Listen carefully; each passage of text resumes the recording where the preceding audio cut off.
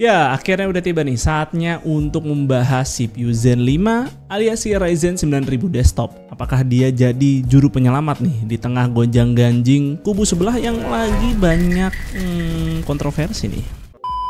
Anyway, nanti mohon maaf kalau data-data yang gue bisa berikan itu masih kurang komprehensif karena motherboardnya aja tuh baru datang hari Minggu dan itu malam-malam pula. Jadi di sini gue berusaha kejar tayang supaya bisa memberikan penjelasan mengenai si Zen 5 ini. Jadi anggap aja ini video sebagai preview atau bisa dibilang juga quick review lah.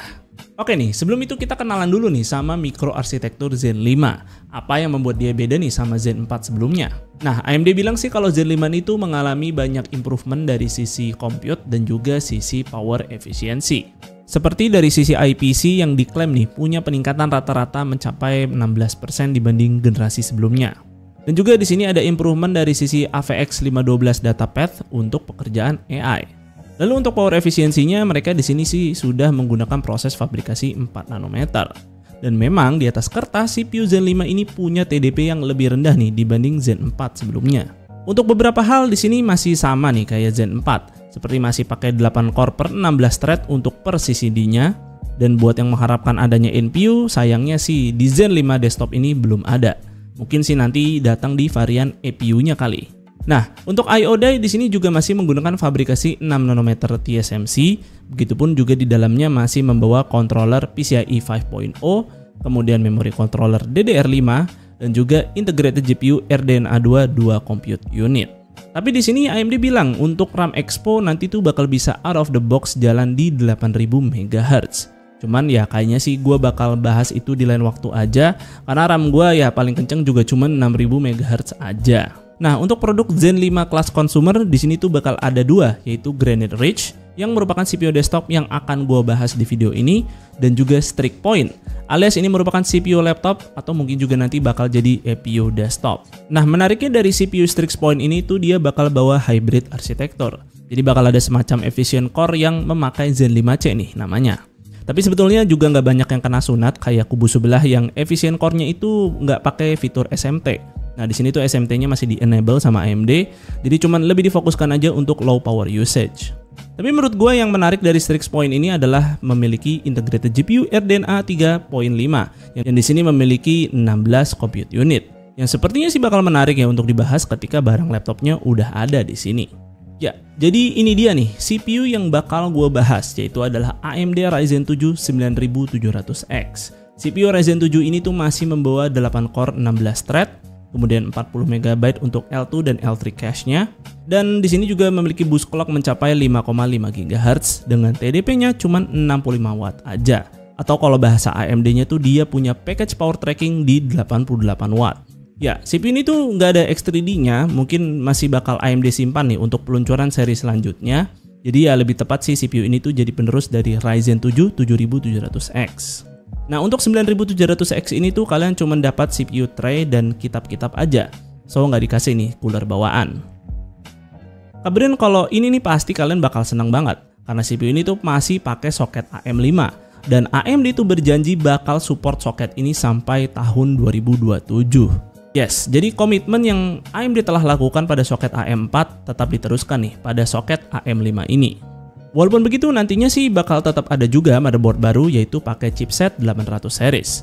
Dan juga di sini bakal ada cara overclocking baru yang diberikan nama Curve Shaper. Nah, dengan fitur ini tuh kita bisa atur curve optimizer tiap-tiap core-nya. Jadi mungkin bakal bermanfaat banget nih buat yang incer tuning single core boost. Tapi sih fitur ini sekilas udah bisa gue lihat di motherboard X670 sekalipun, tapi mungkin kita bakal bahas lebih dalam lagi di lain waktu pakai motherboard 800 series. So gimana nih performa dari Ryzen 7 9700X? Yang di sini nih gue akan tes CPU-nya pada kondisi default dan juga PBO enable. Untuk motherboard di sini gue akan pakai dari ASRock yaitu dengan chipset X670i. Kemudian di sini juga gue akan menggunakan 32 GB RAM DDR5 dengan speed 6000 MHz menggunakan profil Expo. Dan untuk spek selengkapnya bisa kalian lihat sebagai berikut nih untuk sistem yang bakal gue pakai. Nah, pada tes Cinebench, perbedaan antara default versus PBO enable terlihat lumayan cukup masif nih, sekitar 17–28%. Hal ini juga terrefleksikan nih ke tes productivity, yang di Blender ini bisa dilihat perbedaannya itu bisa mencapai 18%. Lalu untuk DaVinci Resolve dia tuh memiliki perbedaan mencapai 22%. Lalu masuk ke tes software AI, nah di sini hasilnya cukup beragam nih. Ada yang signifikan seperti Stable Diffusion menggunakan Amuse, nah itu bisa mencapai 25%. Lalu di sini juga ada Large Language Model pakai LM Studio, dia tuh bisa mencapai 33%. Tapi di Stable Diffusion pada Easy Diffusion tuh cuma 6% aja bedanya. Dan kemudian masuk ke video games, sepertinya juga nggak ada perbedaan yang terlalu signifikan nih antara default versus PBO enable.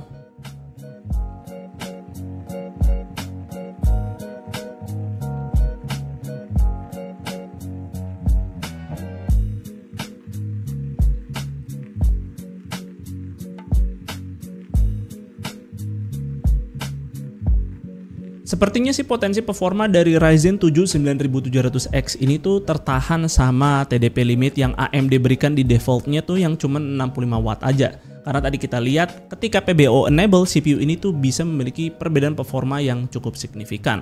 Mungkin di sini tuh AMD main aman dan pengen CPU-nya kelihatan lebih efisien aja karena kan si AMD tuh sebelumnya sempat merilis si Ryzen 7 7800X 3D yang itu power efisiensinya sih gokil banget. Dan memang sih peningkatan signifikan yang diberikan oleh PBO dari CPU ini itu harus dibayar dengan peningkatan package power yang mencapai 2 kali lipat nih. Kalian bisa lihat. Dan juga di sini secara suhu udah pasti mentok tuh sampai TJ Max-nya di 95 derajat.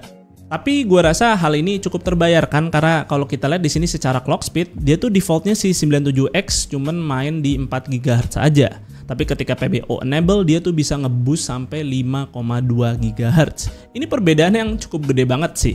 Dan juga di sini gue memiliki perbandingan sekilas nih dengan CPU 7800X 3D dan juga Core i7 14700K.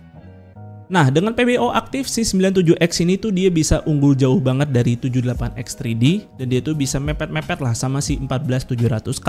Bahkan di beberapa tes tuh dia bisa jauh lebih kencang. Tapi sepertinya untuk software AI di sini kubu biru jauh lebih optimized dan terlihat si 14700K unggul lebih jauh nih dibanding 9700X. Cuman ya sekali lagi perbandingan tadi cuman sekilas aja, sehingga gue di sini belum bisa melakukan justifikasi nih kelas performa si 9700X dibanding kompetitor-kompetitornya. Ya anggap aja tadi cuman pengen sharing aja lah performa Z5 ini di hari launch karena ya memang gue masih kejar tayang nih. Dan untuk harga nih pasti kalian tunggu-tunggu nih harga dari CPU Ryzen 7 9700X ini. Nah ini dia nih harganya. Nah itu dia untuk harga SRP dari CPU ini yang mungkin sih ini masih harganya tuh belum ditambah sama harga marketplace. Jadi mungkin nanti harganya agak beda-beda dikit tapi ya mungkin nggak jauh-jauh.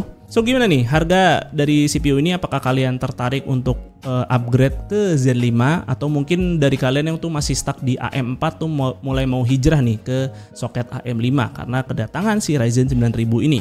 Atau mungkin kalian melihat ada sisi lain di mana nantinya dengan launch CPU baru pastinya kan CPU Zen 4 nih yang udah rilis 2 tahun lalu atau setahun lalu itu harganya kan turun atau kalian nyari bekasnya nih dari CPU tersebut.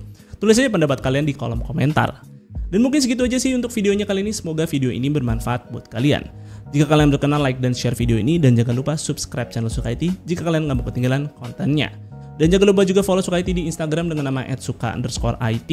Gue Fadil dari Suka IT pamit undur diri, see you in the next video.